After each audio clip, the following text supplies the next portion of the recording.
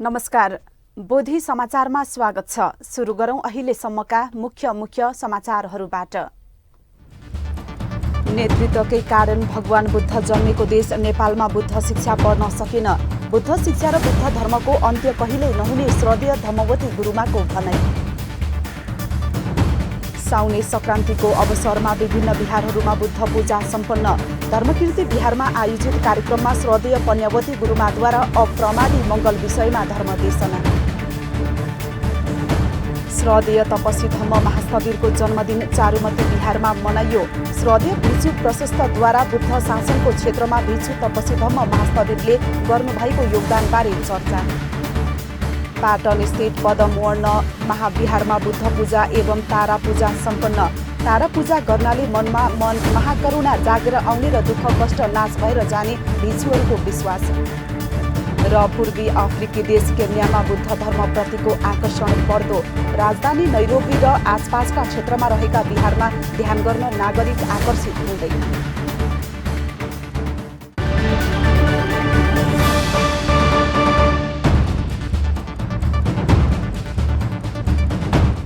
अब समाचार विस्तारमा।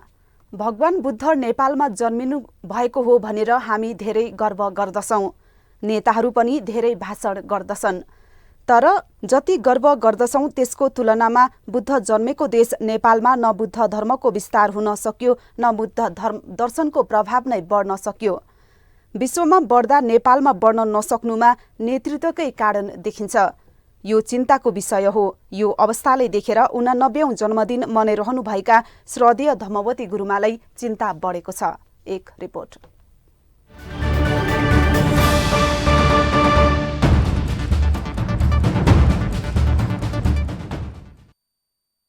जसको चित्त शुद्ध हुन्छ ऊ जीवनमा खुसी हुन्छ र मनले आँटेका कामहरू पूर्ण सफल हुन्छ। त्यस्तो व्यक्तिले जस्तोसुकै सङ्कटको पनि सजिलै समाधान दिन सक्छ। यसको लागि लोभ मोह त्याग्नुपर्छ, सहयोगी भावना हुनुपर्छ। भगवान बुद्धको उपदेशमा उल्लेखित यो भनाइलाई धेरैले व्यवहारमा उतार्न खोज्छन् तर सक्दैनन्। सर्वसाधारणदेखि नेतृत्वमा रहने सबैको लागि यो भनाइ सान्दर्भिक छ। तर ढाँट र छलको यो दुनियाँमा यो अनमोल दिव्य उपदेश भगवान बुद्धका असल अनुयायीले मात्र पालना गर्दछन्। भगवान बुद्धको असल अनुयायी मध्येको एक हुनुहुन्छ धर्मकीर्ति विहारका प्रमुख श्रद्धेय धम्मवती गुरुमा।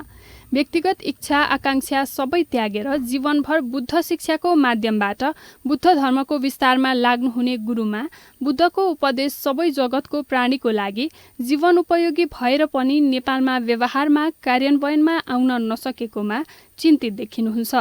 भगवान बुद्ध नेपालमै जन्मनु भएकोमा हामी जति गर्व गर्दछौं त्यसको तुलनामा नेपालमा न बुद्ध धर्मको विस्तार हुन सक्यो न बुद्ध शिक्षाले नै व्यापकता पाउन सक्यो। यसैमा गुरुमालाई चिन्ता छ, चित्त दुखेको छ। हुन पनि हो, नेपालबाट अन्य देशमा विस्तार भएको बुद्ध धर्म कतिपय देशमा 100% मान्दछन्, तर नेपालमा भने 10% हाराहारीमा मात्रै देखिन्छ।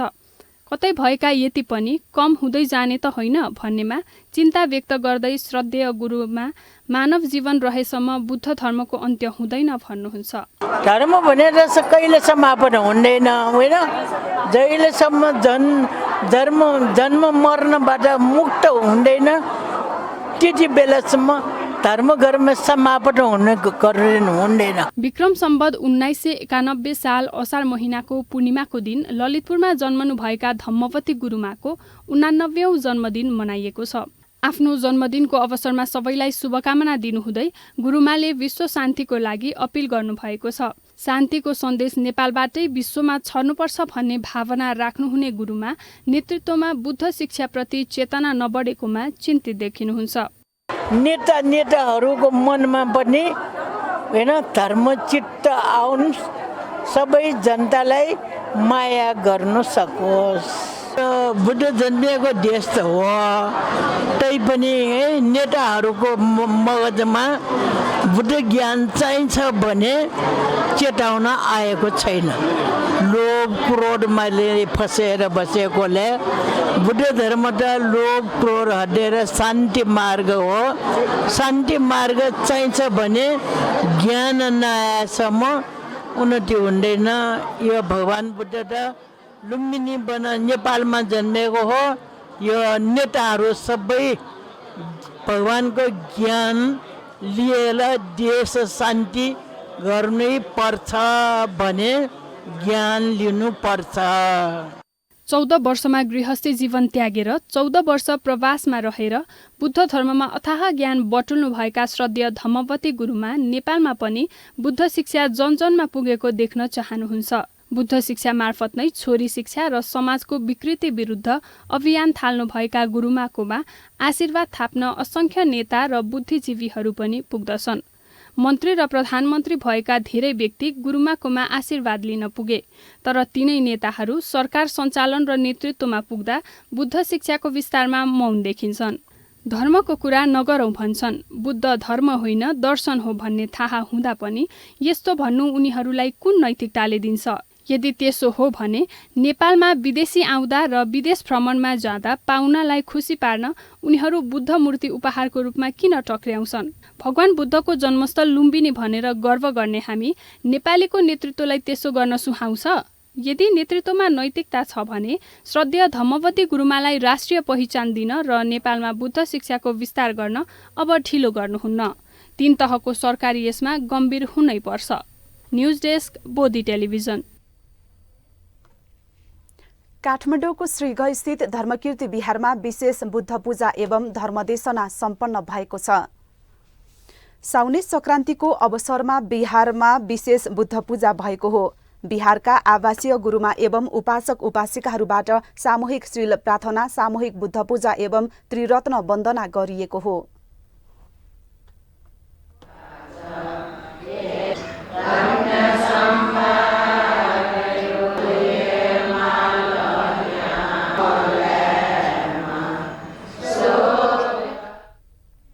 बिहारमा हरेक विशेष दिनमा बेग्ला बेग्लै महत्त्वपूर्ण विषयमा धर्मदेशना गर्ने गरिन्छ। यसै क्रममा श्रद्धेय पन्यावती गुरुमाबाट हरेक संक्रान्तिमा गरिने धर्मदेशना अन्तर्गत भगवान बुद्धले देशना गर्नुभएको मङ्गल मध्येको अप्रमादी रहनु मङ्गलहरू हो भन्ने विषयमा धर्मदेशना दिनुभयो। मङ्गल देवछु केट मङ्गलदायी गयास मङ्गलदायी घाका गुली विषय नियन्डुन भगवान बुद्ध न्याप्ने विश्वपिण्ड पिछुपी बस्तेका छौँ गाना टाइपिजै ला अनालिपठ अन्तिम अवस्था न मलाई भगवान बुद्ध परिनिर्वाण जितेका न पिछुपिन्त चित छुटेको अपमादेन भिक्षवे सम्पादे ठर घाटे ठर ला छटकरे अपमादेन सम्पादे ठर घा मलाई पिछुपी चिम्सा न्याब्ले वस्ते यार। कार्यक्रमको अन्त्यमा सामूहिक पुण्यानुमोदन सहित समापन गरिएको थियो। काठमाडौँको चारुमती बिहारका प्रमुख श्रद्धेय तपसी धम्म महास्थवीरको जन्मदिनको अवसरमा विशेष कार्यक्रम गरिएको छ। श्रावण संक्रान्तिको अवसरमा श्रद्धेय भन्तेको जन्मदिन मनाउँदै शुभकामना दिन विभिन्न बिहारबाट भन्ते गुरुमा एवं उपासक उपासिकाहरूको उपस्थिति रहेको थियो। कार्यक्रममा श्रद्धेय भिक्षु प्रशस्तले श्रद्धेय भिक्षु तपसी धम्म महास्थवीरले बुद्ध शासनको क्षेत्रमा गर्नुभएको योगदानको चर्चा गर्नुभयो। तपसी धम्म भन्तेको जन्मदिनको उपलक्ष्यमा आज यस पुण्य कार्यक्रम हामीले सञ्चालन गरेको हो।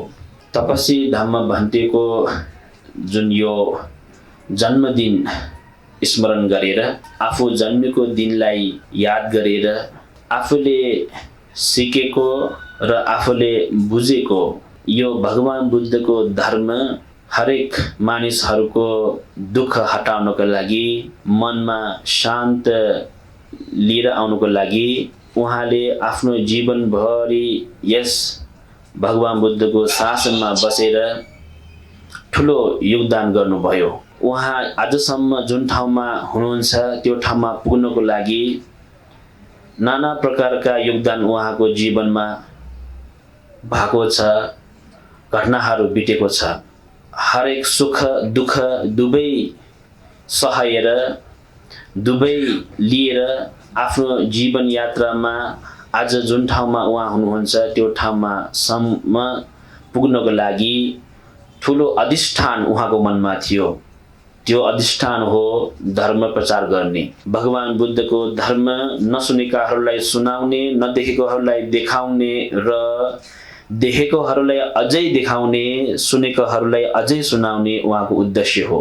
बहुजन हिताय बहुजन सुखाय, धेरैलाई राम्रो होस्, धेरैलाई सुख होस्, धेरैलाई निरोगी होस् भन्ने मैत्री भावना मनमा राखेर उहाँको जीवन आजसम्म यो यात्रामा आइरहेको छ। कार्यक्रममा सहभागी उपासिकाहरूले श्रद्धेय तपसीधम्म महास्थवीरले चाबहिल क्षेत्रमा बुद्ध शिक्षा विस्तारको लागि राम्रो काम गर्नुभएको भन्दै उहाँको मङ्गल कामना गर्नुभयो। भन्टेजुलाई हाम्रो बिहारको तर्फबाट, मेरो तर्फबाट, मेरो मम्मीको तर्फबाट धेरै धेरै शुभकामना व्यक्त गर्दैछु। भन्टे हाम्रो लागि, हाम्रो नेपालको लागि राम्रो होस्, बुद्ध शिक्षा प्रचार प्रसार गर्नको लागि भन्टे भएर दुःख गरेर भन्टे बन्नुभएछ। अनि यहाँ चाबेलमा आउनु भएर बस्नु भएर यो चाबेल ठाउँलाई एकदमै राम्रो बनाउनु भएछ भन्टेले। बुद्ध शिक्षा प्रचार प्रसार गरेर यहाँको मान्छेहरू सबैलाई राम्रो बनाउनु भएछ। अझ भन्टेको इच्छा अनुसार अझ राम्रो गर्न सकोस्। आजको जन्मदिनको शुभकामना दिन चाहन्छु। उहाँले पञ्चशीलदेखि उहाँले हामीलाई शील प्रार्थना सबै सिकाउनु भएको थियो। अनि उहाँले धेरै धन्यवाद दिन चाहन्छु। बुद्ध धर्म शासनमा अझ यो पञ्चशील यो प्रार्थना यस्तो मात्र होइन कि अझ धेरै धेरै धेरैजना यहाँ उपासिकाहरूलाई धेरै ज्ञान दिन सकोस्, राम्रो गर्न सकोस्, हामीले मनमा चाहेको कुरा पुरा गर्न सकोस्, छिटो त्यही भन्न चाहन्छु। जन्मदिनको अवसरमा शुभकामना दिन आउनुभएका सबैलाई धन्यवाद दिँदै श्रद्धेय तपसीधम्म महास्थवीरले मङ्गल मैत्रीको कामना गर्नुभयो। ज्ञान किटी बिहारमा बस्नुहुने सोरखुट्टे बालाजु, उहाँ एकजना मात्रै निमन्त्रण गरेर सानो एउटा परित्यान गरेर धार्मिक सामाजिक हरेक चिज चाहिँ मिलाएर हरेक वर्ष किनेको मेरो वार्षिक रूपमा मैले आफ्नो अब अर्को वर्ष हामी आशा गरौँ कि हामीले चाहिँ अझ राम्रो काम गर्नलाई। अब आज विशेष हामी उपासक उपासिकाहरू एकदम सीमित रूपमा पनि निमन्त्रण गरिरहेछु। त्यस कारणले आज यो धेरै टाइम मङ्गलसूत्र एउटा पाठ गरेर त्यो गर्छु। यसको लागि म धेरै साधुवाद। कार्यक्रममा उपस्थित भिक्षु गुरुमा उपासक उपासिकाहरूबाट परित्राण पाठ गरिएको थियो। अन्त्यमा पुण्यानुमोदन गर्दै अभयदानको प्रतीकात्मक रूपमा परेवा उडाइएको थियो।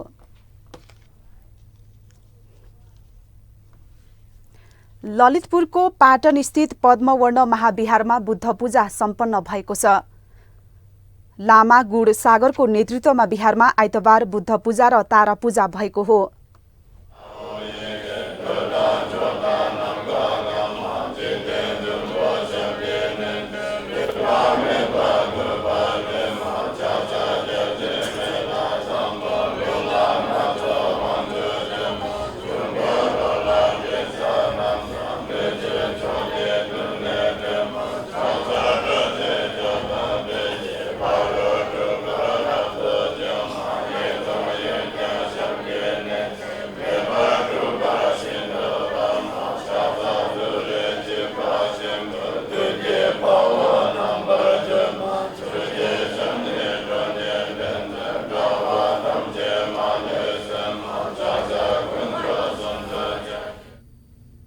यसरी पूजा गर्नाले आफूमा भएको भय, त्रास, डर हट्ने विश्वास गरिन्छ।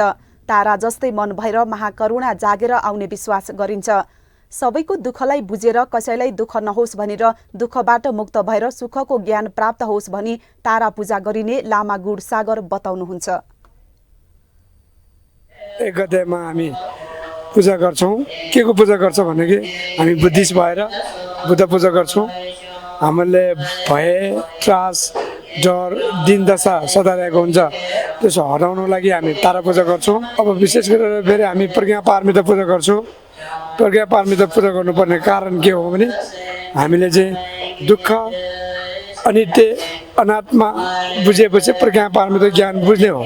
बुद्धप्रति शरण गरेर गएर अनि बुद्ध जस्तै मन पारेर अनि एकचोटि एक मन गरेर अनि जप, ध्यान, ज्ञान बसेर अनि आशिका मलम गरेर गर्न सकेमा अनि बुद्धको सही पूजा भनिन्छ।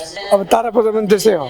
बत्ती बाल्छौँ, पूजा गर्छौँ, तर पनि ताराको मन जस्तै सबैलाई माया जगाएर त्यो मात्र नभइकन सबैलाई करुणाले हामीले भावना राखेर अनि शून्यताको ज्ञानमा रहेर अनि तारा पूजा गर्न सकेमा र तारा जस्तै मन भएर पूजा गर्ने भनेको देउता जस्तै मन भएर गर्नेलाई पूजा भनिन्छ।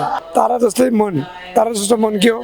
महाकरुणा जागेर सबैको दुःख उहाँले बुझेर दुःख नहोस्, सबैले चाहेको सुख होस्, उसले मात्र सबैले एकै नाश होस्, त्यही भएर दुःखबाट मुक्त भएर अनि सुख ज्ञान प्राप्त होस् भनेर हामी तारा पूजा गरिन्छ।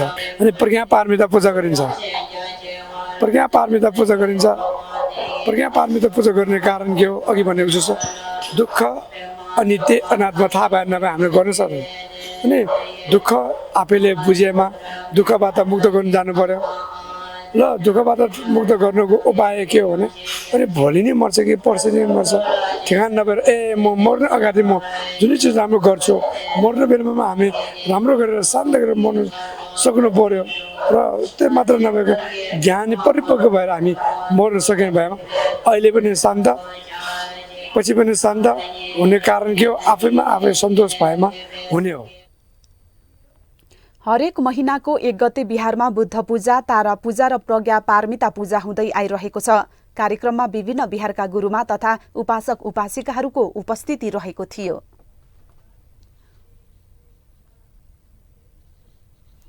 काठमाडौँको बौद्धस्थित सेतो गुम्बामा श्रद्धेय छोकी निमा रिम्पोछेबाट धर्म प्रवचन भएको छ। गुम्बाका प्रमुख श्रद्धेय छोकी निमा रिम्पोछेबाट धर्म प्रवचन भएको हो। त्यस क्रममा उहाँले मानव जातिले आफ्नो र अरूको हित गर्न सक्ने हुन आवश्यक भएको बताउनुभयो। मानिसहरू आफ्नै कारण खुसी हुन नसकेको भन्दै उहाँले जीवनमा वास्तविक सुख र शान्तिको अनुभव गर्न आफ्नै चित्त शुद्धिको अभ्यास सन्तोष गर्न सिक्नुपर्ने गुरु रिम्पोछेले बताउनुभयो।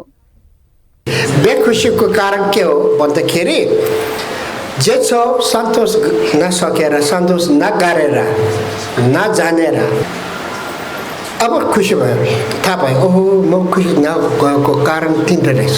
ल अब अहिले केले म खुसी नभएको कारण के छ? अहिले अब त्यो तिनवटामा एउटा हुन्छ कि तिनटै भएपछि त एकदम महादुःख पाउँछ। कुशल कर्म गर्दै र अकुशल कर्मबाट बच्दै मानव जीवनको सदुपयोग गरी निवार्ण पथमा जानु उत्तम हुने भगवान बुद्धको उपदेशमा उल्लेख छ। उपदेशमा उल्लेखित कुरालाई ज्ञानका रूपमा लिनु महत्त्वपूर्ण हुने उहाँले बताउनुभयो।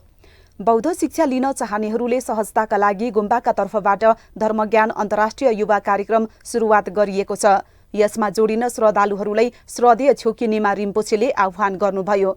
सेतो गुम्बामा आयोजित धर्म प्रवचन कार्यक्रममा गुम्बाका आवासीय लामा गुरुहरू, बौद्ध विद्वान तथा अभ्यासीहरू तथा देश विदेशका श्रद्धावान उपासक उपासिकाहरूको उल्लेख्य उपस्थिति रहेको थियो।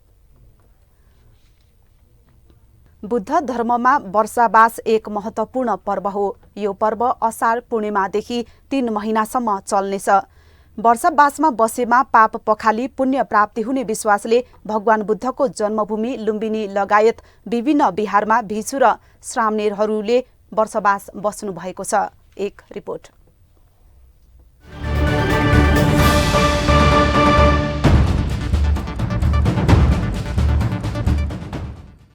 वर्षावास बौद्ध धर्म अवलम्बीको दोस्रो महत्त्वपूर्ण पर्व हो। असार पूर्णिमाका दिनदेखि सुरु भएको वर्षावास 3 महिनासम्म हुनेछ। बौद्ध क्यालेन्डरमा यसलाई प्राथमिकताका साथ उल्लेख गरिएको पाइन्छ। बिहार र मन्दिरहरूमा विधिपूर्वक पूजा-आजा गरी भिक्षु र श्रामणेरहरूको वर्षावास सुरु गरिएको हो। वर्षावासमा भिक्षु तथा श्रामणेरहरू ध्यान र अध्ययनमा आफ्नो समय समर्पित गर्छन्। बौद्ध मुलुक थाइल्याण्डले वर्षावासलाई विशेष महत्त्व दिने हुँदा थाई भिक्षुलाई वर्षवास बस्न निम्तो दिन 30 उपासक उपासिका थाइल्याण्डबाट लुम्बिनी आउनु भएको छ। यस अवसरमा लुम्बिनीमा रहेका भिक्षु भिक्षुनीलाई थाई बिहारमा भोजन दान पनि गरिएको थियो। लुम्बिनी स्थित थाई बिहारमा 2 भिक्षुनी सहित 7 जना र म्यानमारको गोल्डेन टेम्पलमा 2 म्यानमारका भिक्षु वर्षावास बस्नु भएको छ। त्यस्तै श्रीलङ्का बिहारमा 2 र महाबोधि सोसाइटीमा 2 जना श्रीलङ्काली भिक्षु वर्षावास बस्नु भएको छ। कम्बोडियाको बिहारमा 1 जना कम्बोडियाली भिक्षु वर्षवास बस्नु भएको छ। त्यसैगरी कपिल वस्तुको तिलौराकोटमा 2, निग्रोधाराममा 1 र रामग्राममा 2 थाई भिक्षु वर्षवास बस्नु भएको छ। यसै गरी लुम्बिनी स्थित नेपाली बिहार र गुम्बामा 25 भिक्षुनी र श्रामणेर वर्षावास बस्नु भएको छ। बुद्ध धर्ममा असारदेखि असोज महिनाको पूर्णिमासम्म 3 महिनासम्मलाई वर्षावास भनिन्छ।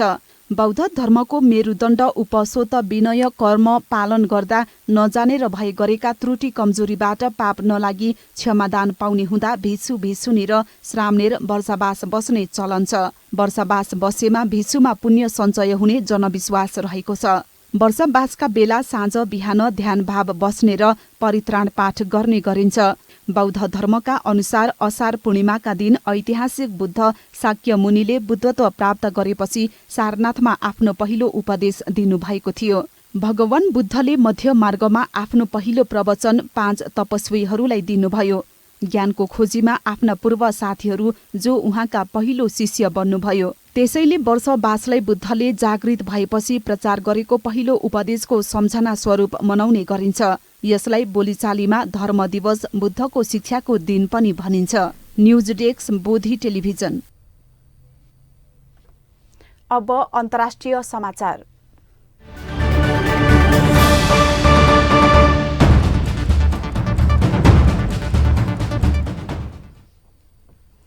दक्षिण अफ्रिकी देश केन्यामा पनि बुद्ध धर्मको प्रचार राम्रै भएको पाइन्छ। केन्याको राजधानी नेरोबी र आसपासमा गरी धेरै बौद्ध विहारहरू सञ्चालनमा रहेका छन्। त्यहाँका बिहारमा सञ्चालित ध्यान केन्द्रहरूमा स्थानीयको आकर्षण बढेसँगै बुद्ध धर्म पनि क्रमिक रूपमा बढ्दो देखिन्छ। एक रिपोर्ट।